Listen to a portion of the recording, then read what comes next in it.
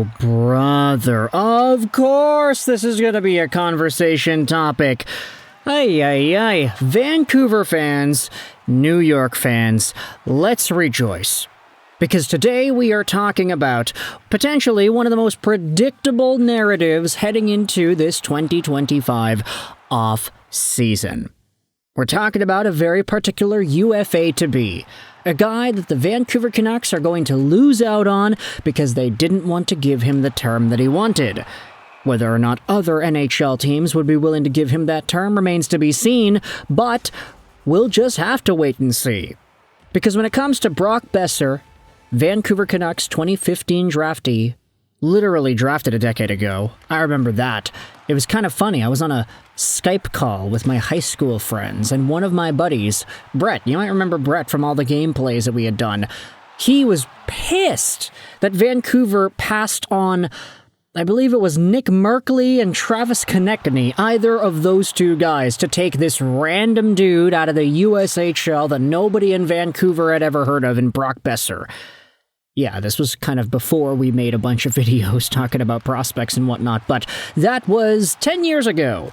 And now Brock is in a spot where, after a fantastic 23-24, he did not show off nearly as well in 2024-2025. He lost out on his top-tier playmaker in JT Miller. And look, he only had 50 points in 75 games played. I say that like 50 points is a bad thing. It is a decline, though, from the 73 points he had the year prior. Not to mention the 7 goals in 12 playoff games. Brock Boeser was a monster in 23-24. But now, he wants term. Vancouver wasn't willing to give it to him. They're willing to give him $8 million a year, but he said no to that. When it comes to teams that could sign Brock, though, I wanted to turn your attention to an article published on The Province yesterday by Ben Kuzma, talking about how a Brock Boeser reunion with JT Miller on Broadway is a matter of dollars and cents. Oh boy, Ben Kuzma's going out there and writing articles about the New York Rangers and whether or not Brock Boeser could rejoin his buddy JT Miller in the Big Apple. The article's subfooter on the picture says, UFA Brock Boeser and JT Miller could reunite on Broadway as line mates for the New York Rangers. Their chemistry could help bolster that power play. This is how the article starts. How are the New York Rangers going to wing it next season? And how does disgruntled Vancouver Canucks UFA Brock Boeser possibly figure into their plans? The Rangers traded long-serving winger Chris Kreider, 34, to the Ducks last week, hired Mike Sullivan as head coach in early May to replace the fired Peter Laviolette, and they had vowed to get back into the Stanley Cup Playoffs. That go-for-it mantra will dictate spending to fill the void. The Rangers could also be targeted by offer sheets, but Brock Boeser could be a top 6 fit to rekindle chemistry with center JT Miller. When healthy, Boeser is a 30-goal scorer. He only did that once, by the way. And his 12 points in a dozen playoff games in 2024 opened a lot of eyes, especially his gaudy 25.9% shooting percentage. It could be a good option and a good fit with JT, a source told Post Media. The Rangers did free up some money, but they have some players to sign. Now, this is where we get into semantics here, folks. Is Brock Boeser a 30-goal scorer? Well, quite literally, he had accomplished 30 goals once in his career, but that's the thing. He's been playing since 17-18. He's only gotten 30 goals in a season once. Now, he should have had more. That's true. He should have had 30 goals in his rookie season if Jake Virtanen didn't leave the door open Silk Sonic style, and if Brock Boeser didn't decide to truck at Kyle Clutterbuck.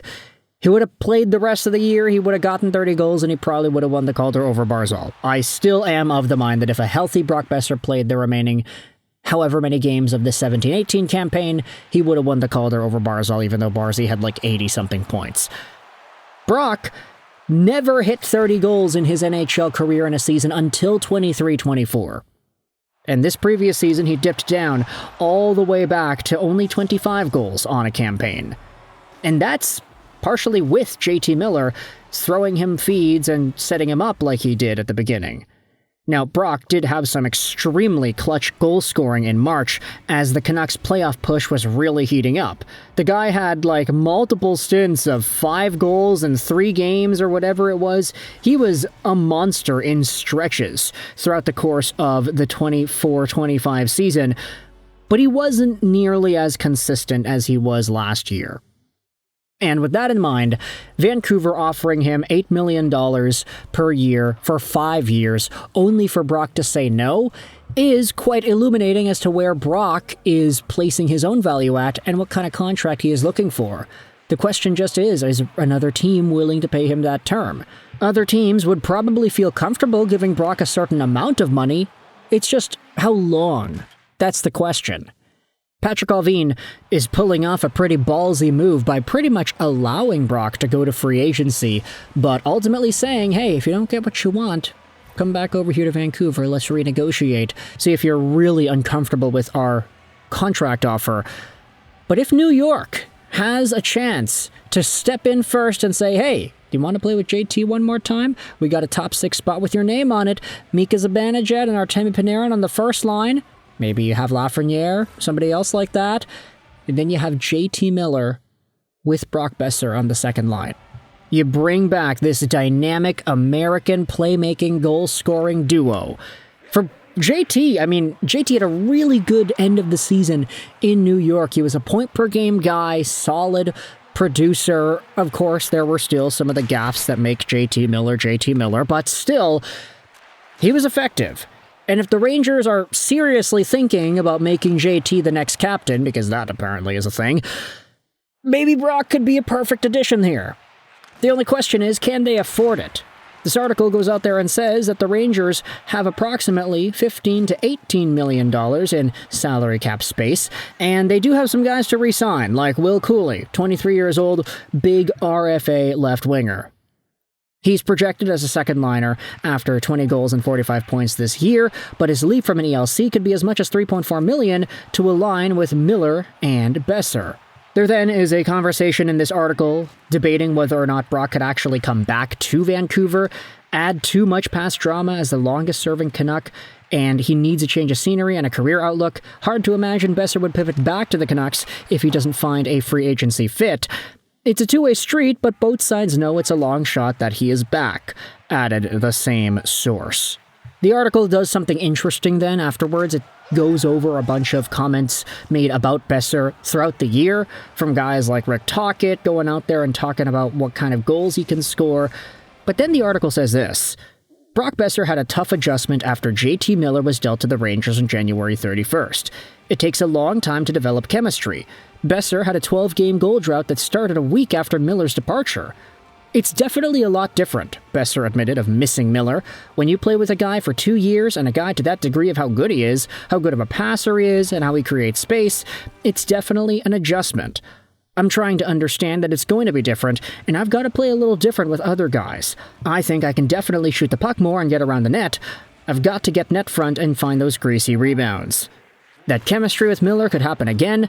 It's a matter of dollars and cents for the Rangers, and possibly Boeser.